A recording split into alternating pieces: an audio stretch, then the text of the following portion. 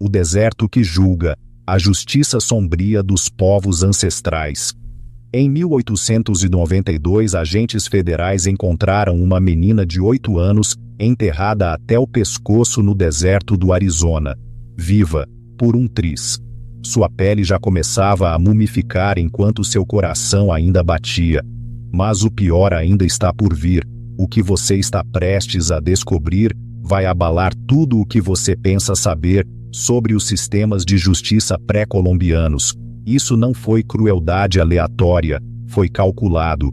E em alguns casos, voluntário. Ao final deste vídeo, você entenderá 3 verdades que os historiadores evitaram publicar por décadas. 1. A técnica de sepultamento específica que mantinha as vítimas conscientes por até 7 dias, enquanto seus corpos secavam lentamente por dentro. 2.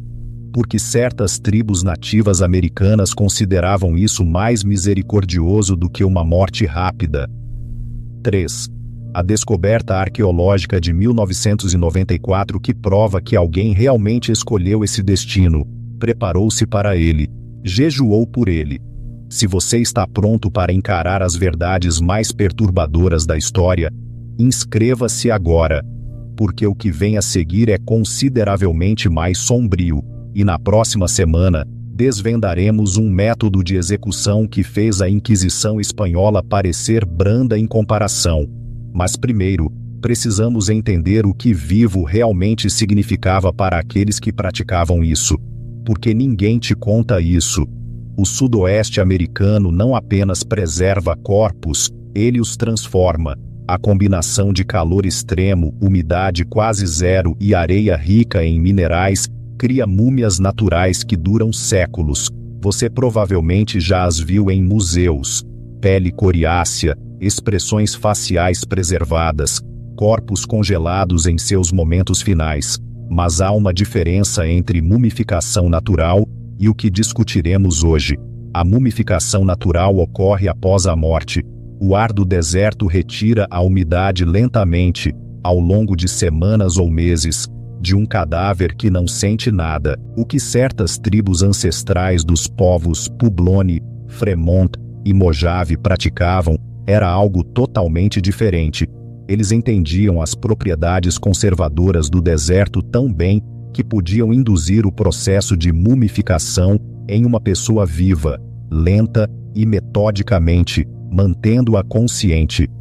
Deixe-me ser cristalino sobre por que isso importa e por que estou arriscando a desmonetização para contar essa história. Isso não é sobre alimentar o estereótipo do selvagem primitivo. Não foram atos de crueldade sem sentido. Foram sistemas judiciais e espirituais complexos que desafiam nossa suposição moderna de que morte rápida é sinônimo de misericórdia. Algumas das pessoas que suportaram esse destino realmente o pediram.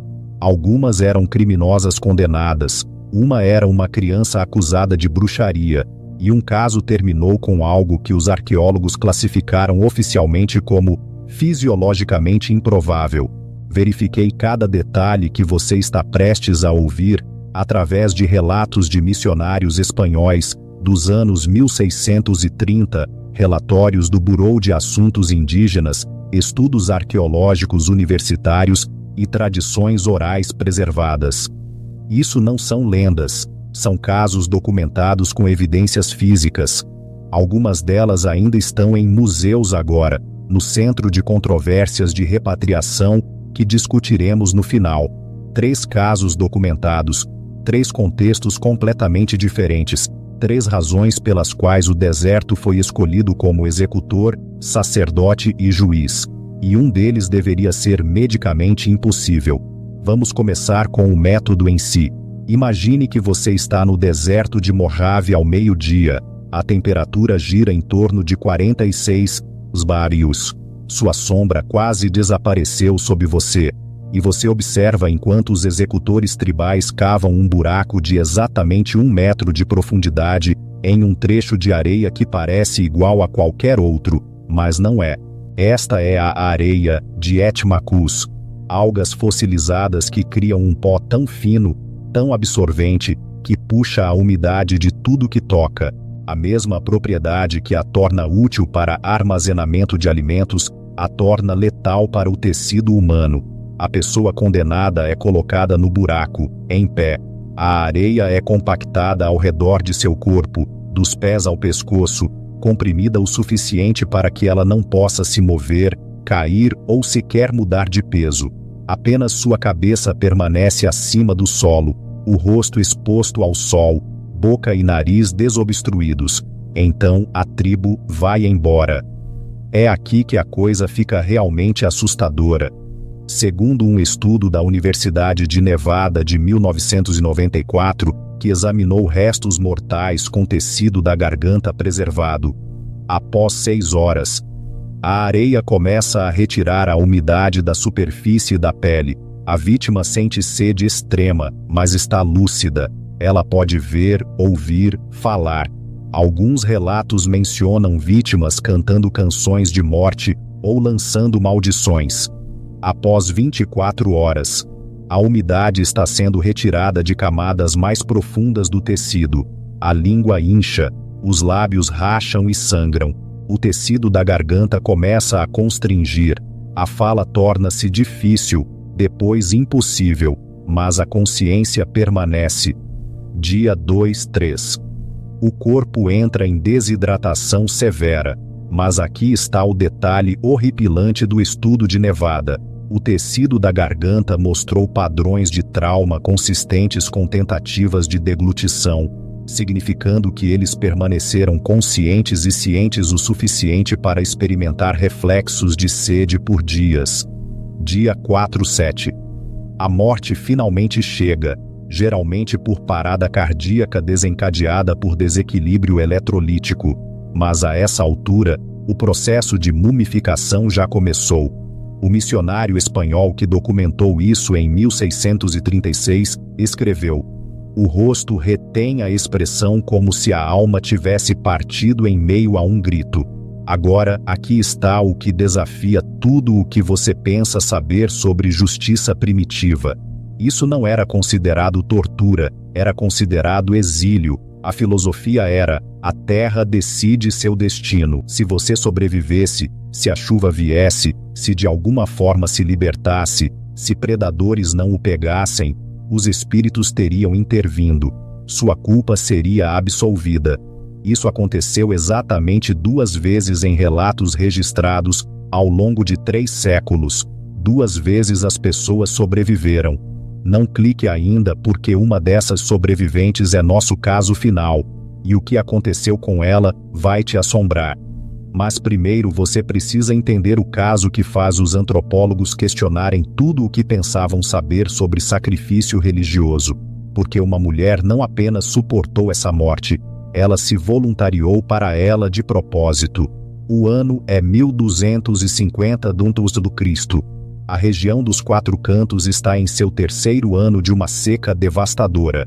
As colheitas falharam, as fontes secaram, as crianças estão morrendo, e os líderes espirituais do que hoje chamamos de povo ancestral Publone tomaram uma decisão. Alguém precisa se tornar uma ponte entre o mundo dos vivos e o mundo dos espíritos do deserto. Não através da morte, mas através da transformação. Em 1969, arqueólogos trabalhando em Canyon de Chelly descobriram restos mortais que inicialmente não faziam sentido. Uma mulher de aproximadamente 35-40 anos, enterrada na posição de casulo de areia, mas ao contrário de todos os outros casos, não havia marcas de restrição, nenhuma evidência de força, e o conteúdo de seu estômago contou uma história que mudou tudo. A análise de isótopos ósseos revelou que ela estava jejuando por aproximadamente 3 semanas antes do sepultamento, consumindo apenas água e uma mistura específica de ervas. As mesmas ervas que as tradições orais Hopi descrevem como plantas de preparação espiritual. Ela não estava sendo punida, ela estava sendo consagrada. É isso que os registros etnográficos nos dizem sobre essa prática, corroborada por 5 tradições orais, PBLO diferentes. Quando a seca ameaçava a sobrevivência tribal, uma voluntária, sempre alguém além da idade reprodutiva, Sempre alguém que escolheu livremente passava por um preparo. Ela jejuava, rezava, ingeria substâncias que retardavam seu metabolismo e alteravam sua consciência, e então era enterrada viva no deserto. Mas aqui está a parte que separa isso da execução. A tribo não ia embora, eles ficavam por perto, à vista, cantando continuamente por 3 dias e 3 noites. Eles testemunhavam, participavam espiritualmente. Isso não era abandono, era acompanhamento. A crença era profunda, o corpo da voluntária precisava se tornar parte do deserto enquanto ainda estava viva. Precisava cruzar o limiar entre humano e paisagem enquanto a consciência permanecia. Só então ela poderia levar as preces aos espíritos que controlavam a chuva. O último caso documentado dessa prática ocorreu em 1879, testemunhado e registrado por um antropólogo chamado James Stevenson. Ele escreveu: "Nunca vi nada mais sereno do que o rosto dela durante a cerimônia, nem vi nada mais terrível do que os rostos daqueles que a amavam, forçados pela tradição a assistir. Agora eu sei o que alguns de vocês estão pensando. Isso é apenas glorificar sacrifício humano. Mas fiquem comigo, porque entender o porquê é crucial para o que vem a seguir. Isso não era crueldade, era amor levado a um extremo que não conseguimos conceber. Uma figura materna se tornando literalmente a paisagem para salvar seus filhos. O caso que vamos discutir agora não é amor, é vingança. O ano é 1583. Conquistadores espanhóis avançam pelo sudoeste há 4 décadas, e uma mulher, cujo nome foi deliberadamente apagado da história, está prestes a morrer por uma traição tão profunda que nem mesmo a morte é punição suficiente. A fonte primária deste caso é um documento chamado Relación de la Jornada, o relato da jornada, escrito por um escriba espanhol viajando com a expedição de Coronado. Ele o registrou não como horror, mas como curiosidade, como etnografia. A mulher era esposa de um líder tribal e vinha fornecendo informações às forças espanholas sobre fontes de água, localização de vilas e posições defensivas. Quando a tribo descobriu sua traição, enfrentou uma escolha. Uma execução rápida enviaria seu espírito para o mesmo além-vida de todos os outros membros da tribo. Isso não era aceitável, eles precisavam apagá-la completamente. Os restos mortais descobertos em 1982 e analisados pela Universidade do Arizona nos dizem exatamente como isso funcionou. Detalhe: 1.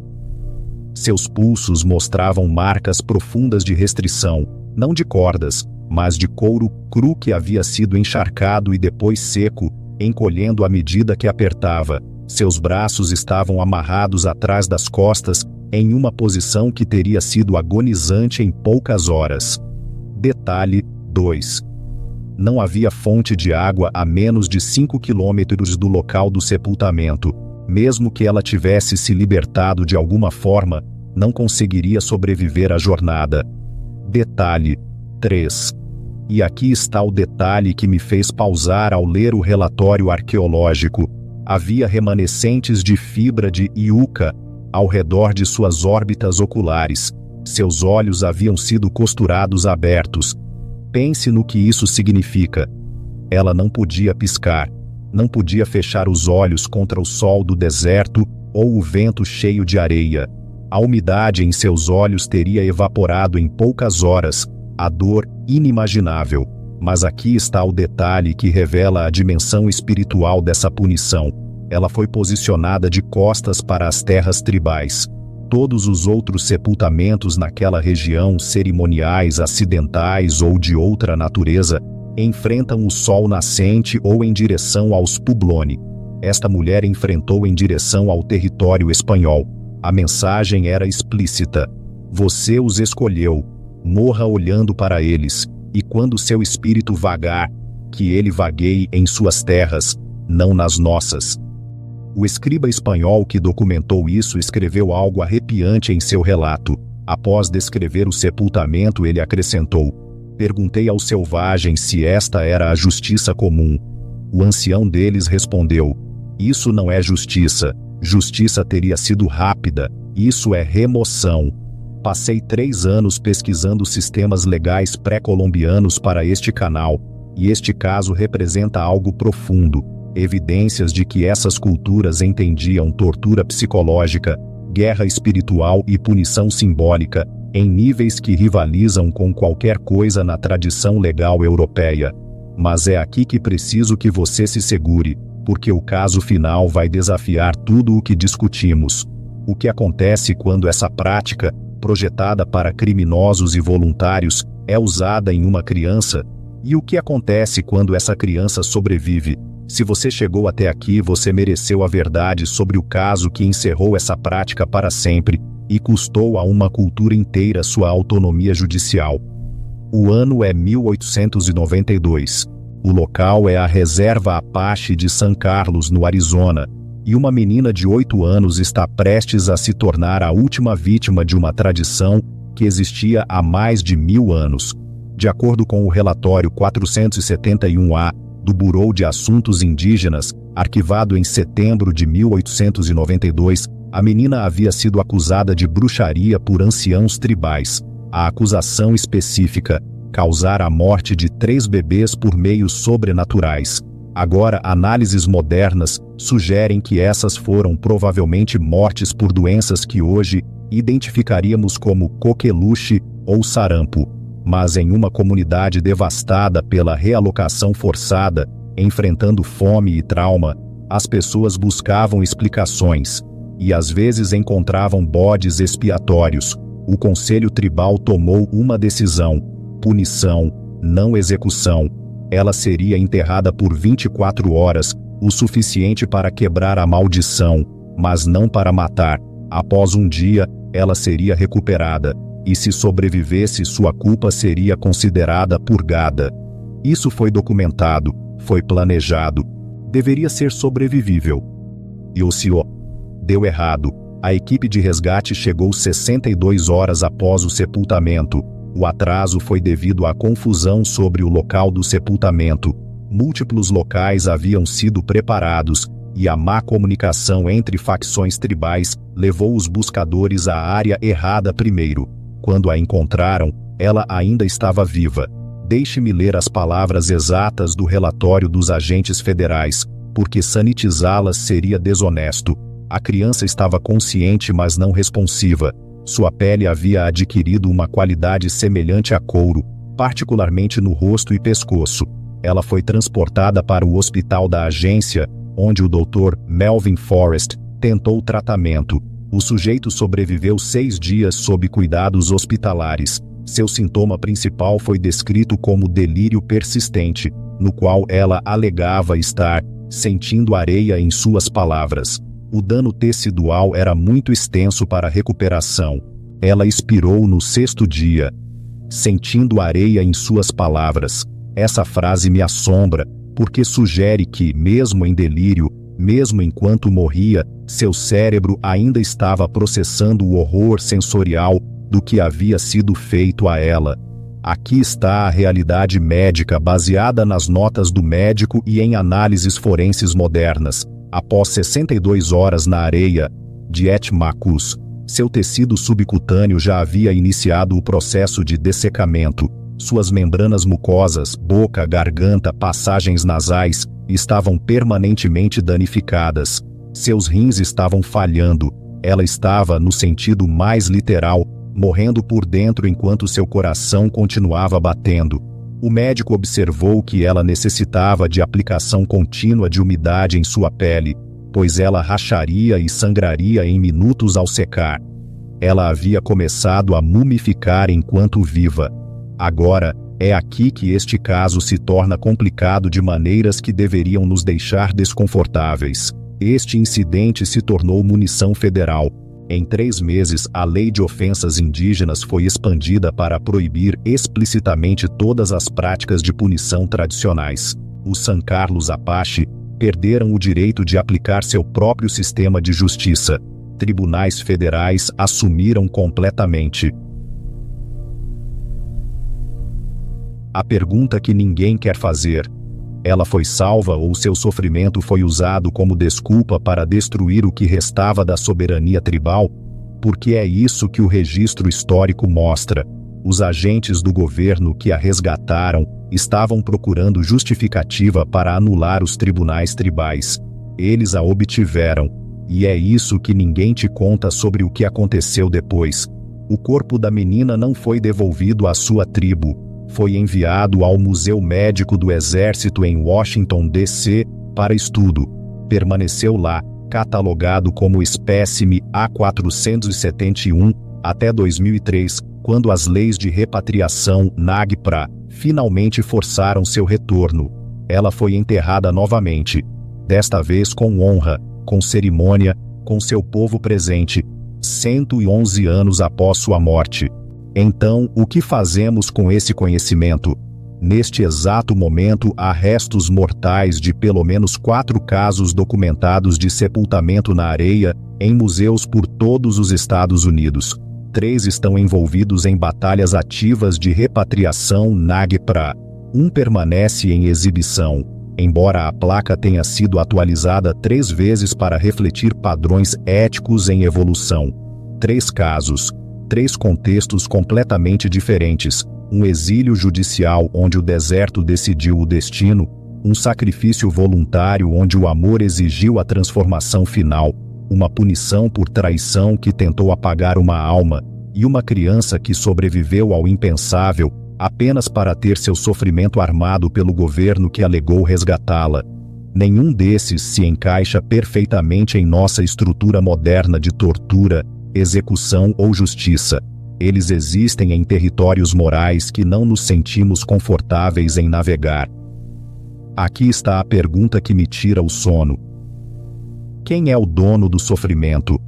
Esses restos mortais pertencem a depósitos de museus com controle climático, disponíveis para estudo científico, ensinando futuras gerações sobre práticas históricas, ou pertencem à Terra, com as pessoas que compartilham continuidade cultural com aqueles que morreram dessa forma, finalmente obtendo o descanso que lhes foi negado em vida? Vou pedir que você faça algo difícil. Não responda imediatamente. Não vá com sua reação instintiva. Pense por que você acredita no que acredita. Pense no que sua resposta revela sobre como você vê a soberania indígena, a investigação científica, o acerto de contas histórico e os direitos dos mortos. Em seguida, deixe sua resposta nos comentários.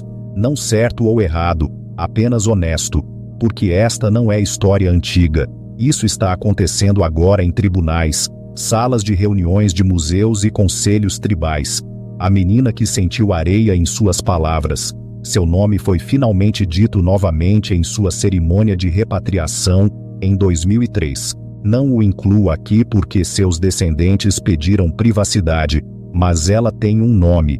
Ela teve uma vida. E agora finalmente ela tem um sepultamento digno. Se você quer continuar explorando as verdades mais brutais da história, aquelas que nos desafiam, que nos deixam desconfortáveis, que nos forçam a confrontar a complexidade, inscreva-se neste canal. Na próxima semana investigaremos o método de execução que os mongóis usavam, tão eficaz que impérios vizinhos o adotaram imediatamente. Faz o que discutimos hoje parecer misericordioso. Até lá, fique com este desconforto. Significa que você está pensando,